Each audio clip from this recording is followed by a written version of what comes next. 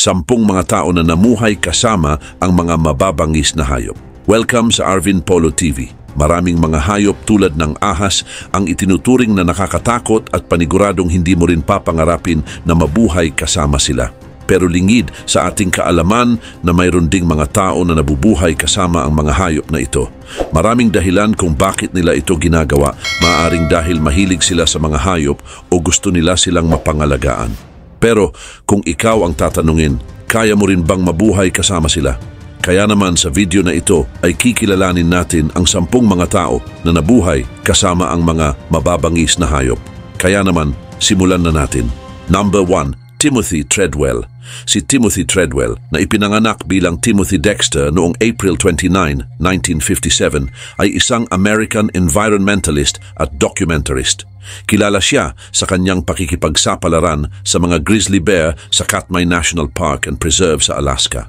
Ang kanyang buhay at kamatayan ay naging paksa ng documentary na Grizzly Man ni Werner Herzog. Lumaki si Treadwell sa Long Island, New York. Bata pa lang siya ay mahilig na siya sa kalikasan. Subalit, nagkaroon siya ng problema sa droga at alkohol sa kanyang kabataan. Ngunit sa edad na 30 ay nagdesisyon siyang baguhin ang kanyang buhay at nagsimulang pag-aralan ang mga grizzly bear sa Alaska. Mula 1990 hanggang 2003, tuwing tag-araw ay pumupunta si Treadwell sa Katmai National Park and Preserve kasama ang kanyang kasintahan na si Amy Huguenard. Namuhay sila kasama ang mga bear at sinusubaybayan ang kilos at ugali ng mga ito.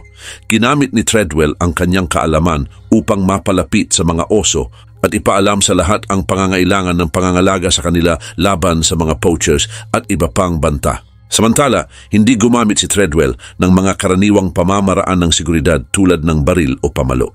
Sa halip ay nagtitiwala siya na ang kanyang malalim na ugnayan sa mga bear ang magpoprotekta sa kanya. Sa kanyang mga video ay makikitang naglalakad siya at nakikipag-ugnayan sa mga bear na parang mga kaibigan niya. Nagbigay din siya ng mga lecture sa mga paaralan upang ibahagi ang kanyang kaalaman at karanasan sa mga bata. Maraming eksperto ang nagsabi na delikado ang kanyang ginagawa. Pero sa kabila nito ay ipinagpatuloy ni Treadwell ang kanyang misyon dahil naniniwala siyang mahalaga ang kanyang trabaho. Ngunit noong October 2003 ay nagkaroon ng trahedya. Ito ay sapagkat si Treadwell at si Amy Huguenard ay pinatay ng isang grizzly bear. Natagpuan ang kanilang mga katawan sa kanilang kampo na mayroong mga palatandaan ng marahas na pag-atake. Ang kanilang kamatayan ay nagdulot ng maraming tanong at usapan tungkol sa pakikisalamuha sa mga ligaw na hayop. Number 2, Jim Corbett. Si Edward James Corbett o Jim Corbett ay isang kilalang hunter, naturalist at writer mula sa India noong panahon ng British Colonial. Ipinanganak siya noong July 25, 1875 sa Nainital, India. Bata pa lamang siya ay mahilig na si Corbett sa kalikasan at lumaki din siya sa Himalayan Mountains. Sumikat si Corbett dahil sa kanyang husay sa pangangaso ng mga tiger na kumakain ng tao. At ang pinakakilalang kaso niya ay ang Tiger of Champawat na pumatay ng higit sa 400 na tao. Dahil sa kanyang galing sa pagsubaybay at pag-unawa sa mga hayop, ay napatay niya ang tiger noong 1907. Dahil dito ay napanatag ang loob ng mga tao sa kanilang komunidad at nirespeto siya ng marami. Ngunit habang tumatanda si Corbett ay nagbago ang kanyang pananaw. Naging tagapagtanggol siya ng kalikasan at itinataguyod ang pangangalaga sa mga tiger at iba pang wildlife sa India. Isa sa kanyang mga nagawa ay ang pagtatatag ng Jim Corbett National Park sa Uttarakhand. Ito ang unang national park sa India upang maprotektahan ang tahanan ng mga hayop. Bukod sa pagiging hunter at naturalist, si Corbett ay isa ring writer. Sumulat siya ng mga libro tungkol sa kanyang mga karanasan sa pangangaso at sa kalikasan. Ilan sa kanyang mga akda ay ang Man-Eaters of Kumaon, The Man-Eating Leopard of Rudraprayag at Jungle Lore. Sa mga librong ito ay ibinahagi niya ang kanyang kaalaman tungkol sa mga hayop, mga hamon sa pangangaso at ang kagandahan ng kalikasan. Ang kanyang mga kwento ay nagbibigay ng aral at inspirasyon sa mga readers tungkol sa pangangalaga ng kalikasan. At kahit sikat siya bilang hunter, ay kinikilala rin si Corbett bilang bayani ng kalikasan. Ipinakita niya na kayang magbago at magbigay ng positibong ambag sa mundo. At hanggang sa kanyang pagpanaw noong April 19, 1955 ay nanatili siyang tagapagtanggol at tagapangalaga ng kalikasan. Ang kanyang mga nagawa ay patuloy na nagbibigay ng inspirasyon sa mga tao na ipagpatuloy ang laban para sa kalikasan at mga hayop. Gayon din, ang buhay ni Jim Corbett ay naglalarawan ng tapang, dedikasyon at pagmamahal sa kalikasan. Number 3, Steve Irwin. Si Steve Irwin, na kilala bilang The Crocodile Hunter, ay isang sikat na TV personality at tagapangalaga ng kalikasan mula sa Australia. Ipinanganak siya noong February 22, 1962 sa Essendon, Victoria, Australia. Lumaki siya sa isang pamilya na mahilig sa mga hayop, lalo na sa mga reptiles. Ang kanyang mga magulang na sina Bob at Lynn Irwin ay nagtatag ng Queensland Reptile and Fauna Park na naging foundation ng pagmamahal ni Steve sa mga hayop. Bata pa lang si Steve ay marunong na siyang mag-alaga ng iba't ibang hayop at noong 6 years old siya ay nagkaroon siya ng unang alaga at ito ay ang buwaya na pinangalanan niyang Sandy. Magaling siya sa pag-aalaga ng mga buwaya at iba pang mapanganib na hayop. Ang kanyang tapang at husay sa paghawak ng mga hayop ang naging dahilan ng kanyang natatanging style sa telebisyon. Maliban dito, noong 1991 ay nakilala ni Steve si Terry Rains na isang Amerikana na bumisita sa kanilang park. Nagpakasal sila noong June 1992 at magkasama nilang pinalawak ang kanilang misyon sa pangangalaga at edukasyon tungkol sa mga hayop. Ang kanilang honeymoon ay ginugol sa paghuli ng mga buwaya na naging batayan ng unang episode ng kanilang palabas sa telebisyon na The Crocodile Hunter. Ang The Crocodile Hunter na ipinalabas noong 1996 ay mabilis na sumikat sa buong mundo. Kilala si Steve sa kanyang pagiging energetic, dedikasyon at sa kakaibang paraan ng pagpapakita ng mga hayop, lalo na ang mga mapanganib na uri tulad ng mga buwaya, ahas at iba pang reptiles. Ang kanyang paboritong salita na crikey ay naging bantog din at naging simbolo ng kanyang sigla at pagmamahal sa kalikasan. Ang kanyang programa ay nagpakita ng kanyang mga pakikipagsapalaran sa iba't ibang bahagi ng mundo kung saan nagbigay siya ng impormasyon at nag-promote ng pangangalaga sa kalikasan. Samantala, bilang isang masugid na tagapangalaga ng kalikasan ay itinatag ni Steve at Terry ang Australia Zoo sa Sunshine Coast ng Queensland. Ang zoo ay naging pangunahing destinasyon para sa mga mahilig sa hayop at nagbigay ng edukasyon tungkol sa kahalagahan ng pangangalaga sa mga hayop at kanilang mga tirahan.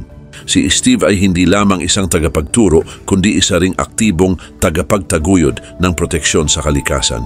Nagtatag siya ng mga programa para sa conservation ng iba't ibang endangered species at aktibong nakipaglaban sa illegal hunting at pagkasira ng mga tirahan ng mga hayop.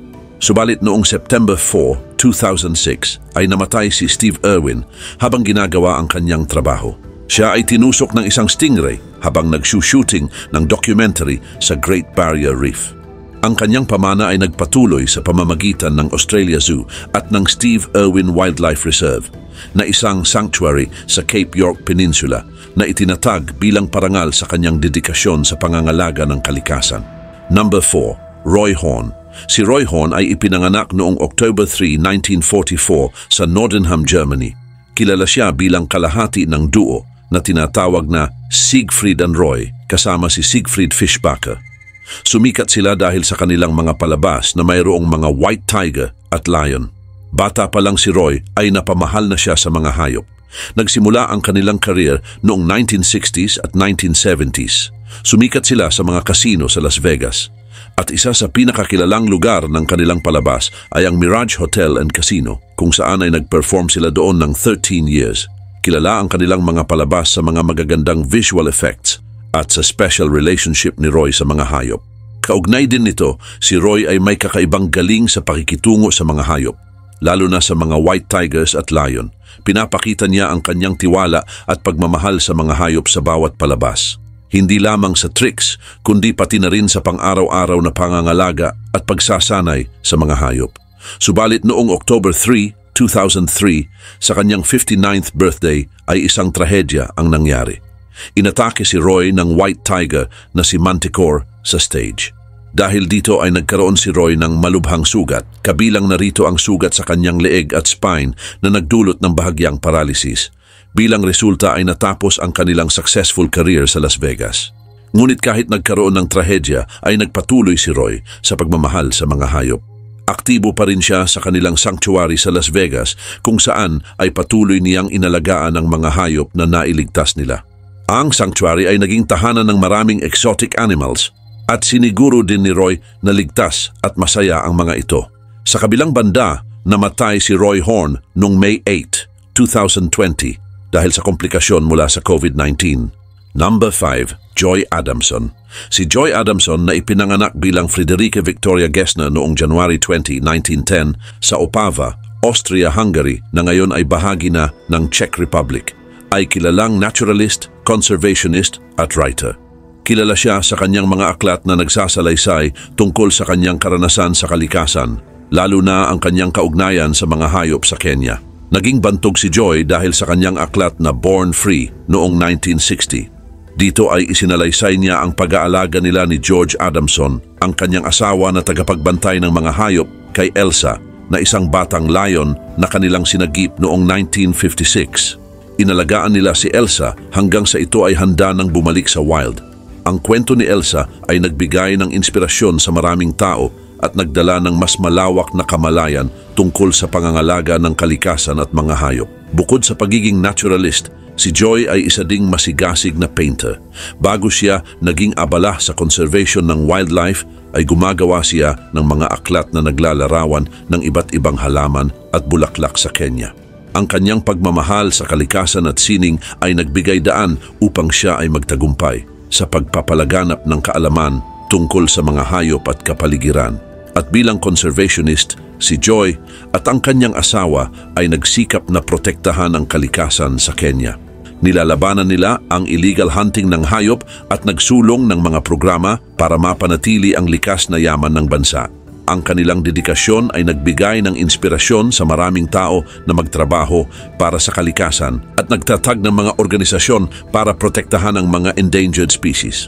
Dagdag pa rito, sumulat din si Joy ng iba pang mga aklat tulad ng Living Free at Forever Free na nagpatuloy sa kwento ni Elsa at nagbigay ng mas malalim na pag-unawa sa relasyon ng tao at ng mga wild animals.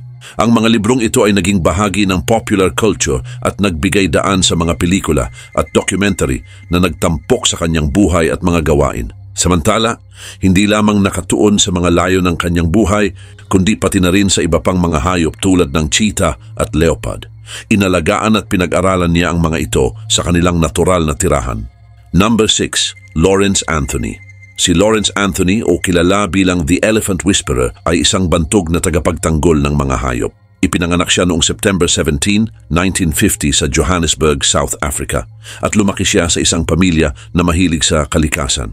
Natutunan niya ang halaga ng pag-aalaga at pagprotekta sa mga hayop mula sa kanyang pamilya. At noong 1999 ay itinatag ni Anthony ang Thula Thula Private Game Reserve sa KwaZulu-Natal, South Africa. Dito ay nag-alaga siya ng iba't ibang uri ng hayop, lalo na ang mga elepante na nasa panganib. Samantala, isang kilalang kwento tungkol kay Anthony ay ang pag-aalaga niya sa isang grupo ng mga aggressive elephants. Sinasabi na dapat ay pinapatay ang mga elepanteng ito dahil sa panganib na dulot nila. Pero nagkusang loob si Anthony na tanggapin sila bilang mga alaga. Iba ang paraan ni Anthony sa pag-aalaga ng mga elepante. Dahil sa halip na gumamit ng karaniwang mga teknik, ay pinili niyang magpakita ng pasensya at pagmamahal. Inaral niya ang kanilang mga tunog at kilos. Ngunit dahil sa kanyang dedikasyon, ang mga dating aggressive elephants ay naging kalmado at nagtitiwala sa kanya. Dahil dito ay kinilala si Anthony sa buong mundo. Bukod sa kanyang trabaho sa Thula Thula, ay tumulong din si Anthony sa mga pagsisikap para sa conservation ng mga hayop sa buong mundo. Noong 2003 ay pumunta siya sa Baghdad upang iligtas ang mga hayop sa Baghdad Zoo na naiwan sa gitna ng digmaan. Ang kanyang tapang at dedikasyon ay nagligtas ng maraming hayop at nagbigay ng pag-asa sa mga tagapagtanggol ng kalikasan sa buong mundo. Nagsulat din si Anthony ng mga aklat tungkol sa kanyang mga karanasan at pananaw sa conservation. Kabilang dito ang The Elephant Whisperer, Babylon's Ark at The Last Rhinos. Patuloy siyang nagtrabaho ng tahimik para sa kapakanan ng mga hayop hanggang sa kanyang pagpanaw noong March 2, 2012. Number 7. Jane Goodall. Si Jane Goodall ay isang kilalang scientist na nag-aaral ng mga chimpanzee. Ipinanganak siya noong April 3, 1934 sa London, England. Bata pa lang siya ay mahilig na siya sa mga hayop at nangangarap na pumunta sa Africa para pag-aralan sila. Noong 1960, sa edad na 26, ay nagpunta si Jane sa Gombe Stream National Park sa Tanzania. Ito ay sapagkat ipinadala siya ni Dr. Louis Leakey na isang kilalang scientist, at kahit wala siyang formal education sa college ay nagtagumpay siya dahil sa kanyang tiyaga at mga observations. Natuklasan niya na ang mga chimpanzee ay gumagamit ng mga kasangkapan tulad ng damo at stick para manghuli ng mga anay. At dati ay inakala na tao lang ang may ganitong kakayahan.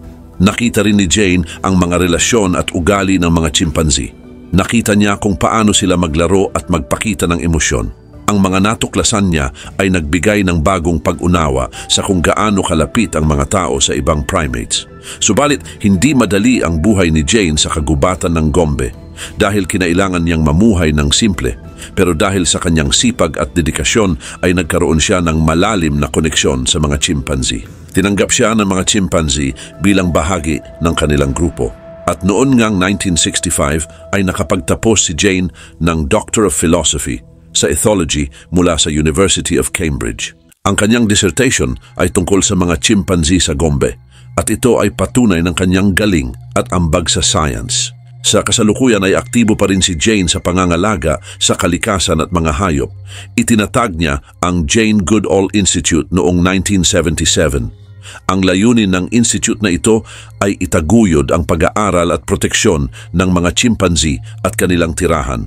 Mayroon din silang Roots and Shoots program na nagtuturo sa kabataan tungkol sa pangangalaga sa kalikasan. Pero bukod sa pagiging scientist, ay kilala rin si Jane bilang tagapagsalita para sa karapatan ng mga hayop at pangangalaga sa kalikasan. Ang kanyang mga libro, documentary at mga lecture ay nagbibigay ng inspirasyon sa maraming tao para protektahan ang kalikasan. Maraming parangal at pagkilala ang natanggap ni Jane dahil sa kanyang ambag sa science at kalikasan. Kabilang dito ang Kyoto Prize, UNESCO Gold Medal at Prince of Asturias Award.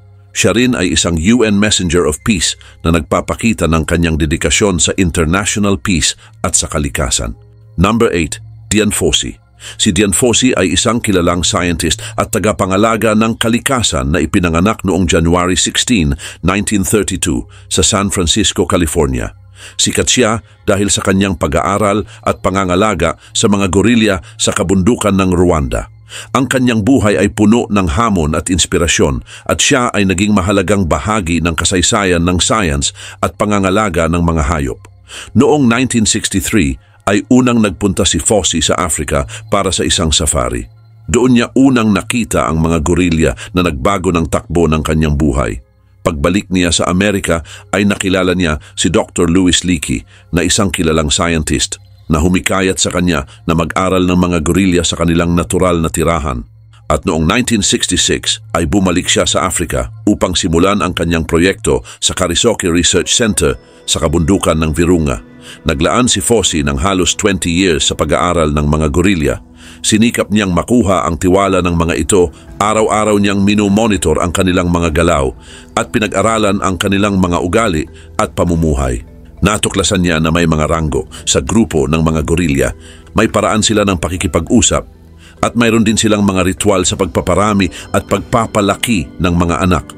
Samantala, isa sa pinakamalaking nagawa ni Fossey ay ang paglaban sa mga manghuhuli ng gorilya.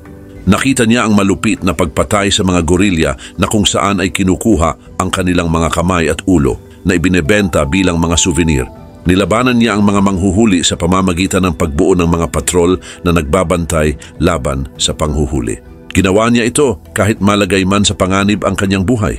Maraming beses siyang nagkaroon ng alitan sa mga local authorities at sa mga manghuhuli, pero hindi siya sumuko sa kanyang layunin na protektahan ang mga gorilya.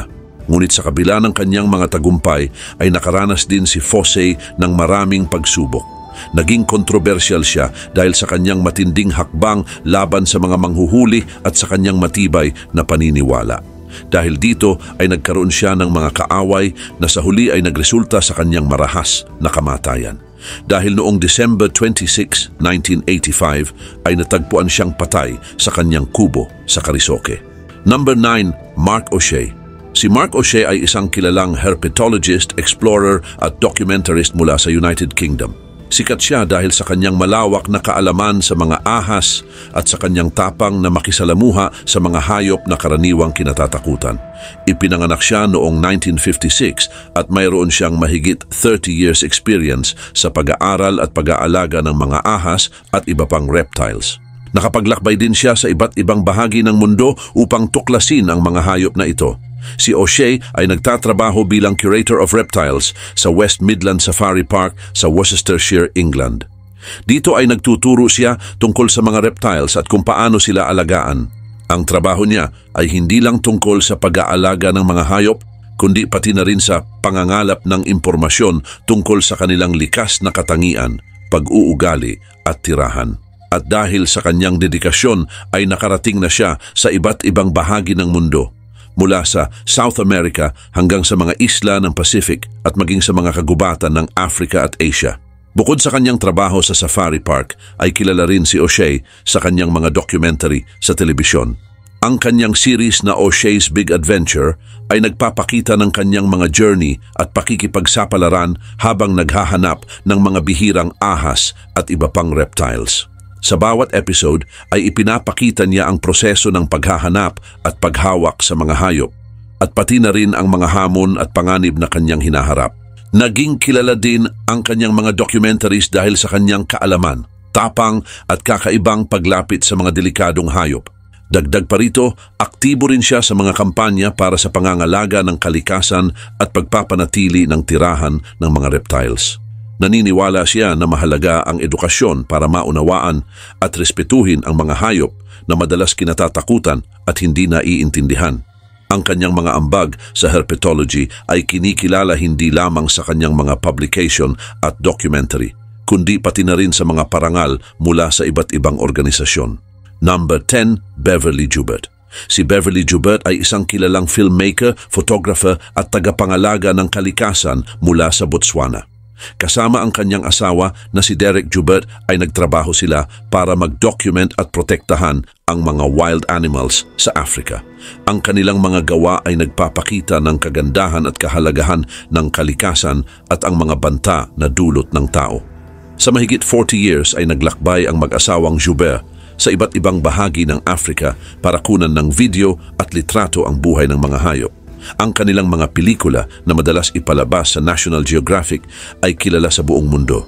Isa sa kanilang sikat na documentary ay ang Eternal Enemies, na nagpapakita ng labanan sa pagitan ng mga lion at hyena.